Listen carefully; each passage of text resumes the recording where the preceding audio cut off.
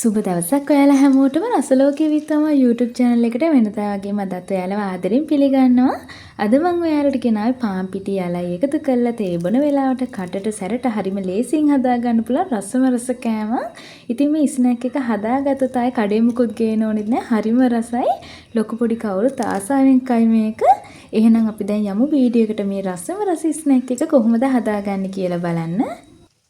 මුලින්ම ටිකක් ලොකු අලගෙඩි දෙකක් අරන් මේ විදිහට කෑලි වලට කපලා තම්බ ගන්න හදන්නේ. අල ටික වැහෙන තරමට වතුර ටිකක් දාලා ලුණු ටිකක් දාලා දැන් අපි අල ටික තම්බ ගමු. අල ටික හොඳට තම්බ ගත්තට පස්සේ දැන් වෙනම දීසියකට දාලා මේ අල ටික හොඳට පොඩි කරගන්න ඕනේ. මේ විදිහට ගෑරුප්පකින් හරි එහෙම නැත්නම් මෑෂර් එකකින් හරි කෑලි නොහිටින්න අල ටික හොඳට පොඩි කරගන්න. ඊළඟට අපිට ඕන වෙනවා පොඩියට කපාගත්ත බීල උණු ගෙඩියක් ඒ වගේම අම්මිරිස් කරල් දෙකකුත් මම හීනියටම කපලා අරන් තියෙනවා. ඒ වගේම කරපිංච ටිකකුත් ඕන වෙනවා. දැන් මේ ටික පොඩි කරගත්ත අලයකටම එකතු කරලා රසායන ලුණු ටිකක්, ගම්මිරිස් කුඩු තේ හැඳි භාගයක්, මිරිස් කුඩු තේ හැඳි භාගයක්, ඒ වගේම කෑලි මිරිස් වලින් තේ හැඳි කාලා, තව කහ කුඩු තේ හැඳි කාලකුත් එකතු කරලා දැන් මේ ටික හොඳට කලවම් කරගන්න. ඉතින් ඔයා මේ වීඩියෝ එක බලන අතරම චුට්ටක් බලන්නකෝ මගේ channel එක subscribe කරලා තියෙන්නේ කියලා.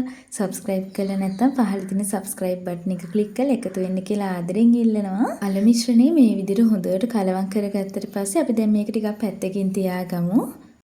ඊට පස්සේ මෙතන මම පාන් පිටු ග්‍රෑම් 250ක් ගත්තා. දැන් ඒකට ලුණු කුඩු තේ හැඳි එකක්, පොල් තෙල් මේස හැඳි එකක් වගේ එකතු කරලා දැන් මේ පාන් පිටු ටික හොඳට කලවම් කරලා අනා ගන්න ඕනේ. මුලින්ම හැන්දකින් පාන් පිටු ටික මෙහෙම හොඳට මම කලවම් කරගන්නවා. ඊට පස්සේ හැන්ද අයින් කරලා වතුර ටික ටික දාලා තින් හොඳට මේක අනා ගන්න. මේ ඩෝ එක හදා ගන්නකොට අපි වතුර ගොඩාක් වැඩි කරගන්නේ නැහැ. වතුර ටික ටික දාලා තමයි මේ විදිහට හොඳට අනලා අතේ නොවැළෙන පදමට අපි මේ ඩෝ එක හදා ගන්න ඕනේ. මේක මෙහෙම විනාඩි 2-3ක් වගේ අනා ගන්නකොට හොඳට ගුලියක් වගේ එනවා. ඉතින් මේ පදමට තමයි අපි මේ ඩෝ එක හදා ගන්න ඕනේ. ඊට පස්සේ මේ ඩෝ එක මම අතින් ටිකක් මෙහෙම නීට් කරගන්නවා. දැන් අපි මේක තුනී කරගන්න ඕනේ. පැන්ටි ටොප් එකට මේ විදිහට පාන් පිටි ටිකක් කියලා දැන් ඊට පස්සේ ඩෝ එක තියලා අතින් මේ විදිහට චුට්ටක් තුනී කරලා රෝලින් පින් එකෙන් මේ විදිහට හොඳට තුනී කරගන්න. ඉතින් ඔයාලට මෙහෙම රෝලින් පින් එකක් නැත්නම් ඒ වෙනුවට වීදුරු බෝතලයකින් උනත් මේ විදිහට හොඳට මේ ඩෝ එක තුනී කරගන්න පුළුවන්. මේ විදිහට අනිත් පැත්තත් හරවලා මේක හොඳට තුනී කරගන්න.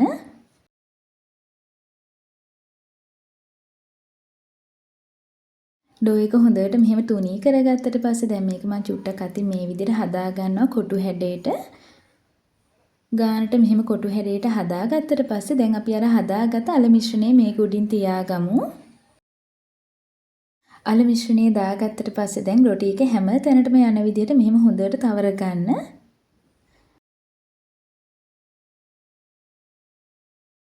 මිශ්‍රණය හොඳට රොටියේ තුනී කරගත්තට පස්සේ දැන් ඊළඟට මේ රොටි එක මෙහෙම රෝල් කරගන්න. මේ රොටි එක රෝල් කරගන්නකොට මේ විදිහට සමානව රෝල් කරගන්න. එතකොට හොඳ ගානට මේක එනවා. දැන් හරි. දැන් අපිට තියෙන්නේ මේකේ කෑලි කපා ගන්න. මේකේ කෑලි කපා ගන්නකොට ගොඩාක් තුනීවටත් නැතුව මම මේ කපනවා වගේ සමාන ප්‍රමාණ වලට කෑලි ටික කපා ගන්න.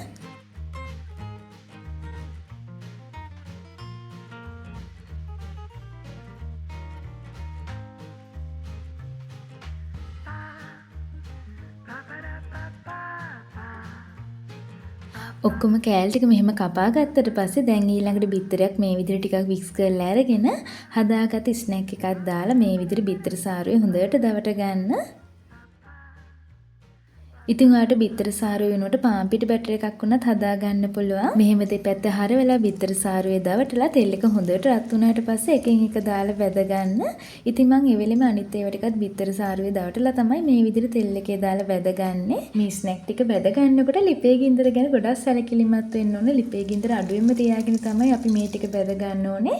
ලිපේ ගින්දර ගොඩක් වැඩි කරගන්න එපා. එහෙම වුණොත් මේක වටේ බැදලා මැද අමු වෙන්න පුළුවන්. ඒ හින්දා ලිපේ ගින්දර අඩුවෙන්ම තියාගෙන වැද ගන්න. ඉතින් මේ බලන්නකො වෙනස්ම විදිහකට හදන රසව රස ස්නැක් එකක් මේක. ඔයා මීට කලින් මෙහෙම ස්නැක් එකක් හදලා තියෙනවද කියලා කියන්නකො බලන්න. එක පැත්තක් මේ විදිහට විනාඩියක් වගේ බැදගත්තට පස්සේ දැන් අනිත් පැත්තත් හරවලා හොඳට බැද ගන්න. මේ ස්නැක් එක තේ බොන වෙලාවකට වගේම ගෙදර පාටියක් තියෙනකොටත් හදන්න නියමයි. ඔයත් මේ විදිහට හදලා බලන්නකෝ. ඔක්කොම ටික මේ විදිහට රන්වන් පාට වෙනකම් බැදගත්තට පස්සේ දැන් අපි තෙල් එකෙන් අයින් කරගමු.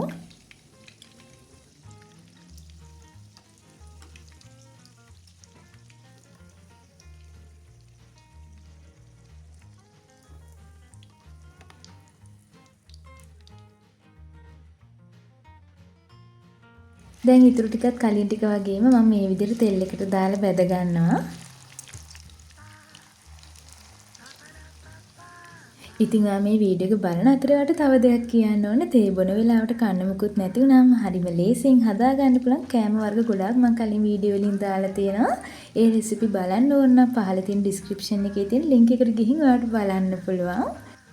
ඔන්න මම දැන් අනිත් ටිකත් බෙදගෙන ඉවරයි. දැන් මේ විදිහට තෙල් එකෙන් අයින් කර ගන්නවා. අඩු අමුද්‍රව්‍ය ප්‍රමාණයකින් හරිම පහසින් ඔයාටත් මේ ස්නැක් එක හදා ගන්න පුළුවන්. කටට සැරට කන්න කැමති අයට ගැළපෙන ස්නැක් එකක් තමයි මේ. ඒ වගේම හොඳ ක්‍රිස්පි ගතියට තියෙනවා මේක. එහෙනම් ඔයත් මේ රසම රස ස්නැක් එක හදලා බලන්නකෝ. හදලා රස කොහොමද කියලාත් මට කියන්න. වෙනදා වගේම අදත් මගේ වීඩියෝ එක හොඳ නම් ලයික් එකක් දාන්න, අනිත් අයටත් බලන්න ෂෙයා කරන්න. මේ වීඩියෝ එක ගැන ඔයාගේ වටිනා අදහස් පහලින් කමෙන්ට් එකක් දාන්න අමතක කරන්නත් එපා. ඒ වගේම මගේ channel එක subscribe කරලා එකතු වෙන්න. එතකොට මම අලුතෙන් වීඩියෝ එකක් දාපු ගමන් ඔයාලට බලන්න පුළුවන්. එහෙනම් අපි තවත් දවසක මේ වගේ රසවත් රෙසිපි එකකින් හමු වෙමු. ඔයාට සුබ දවසක්.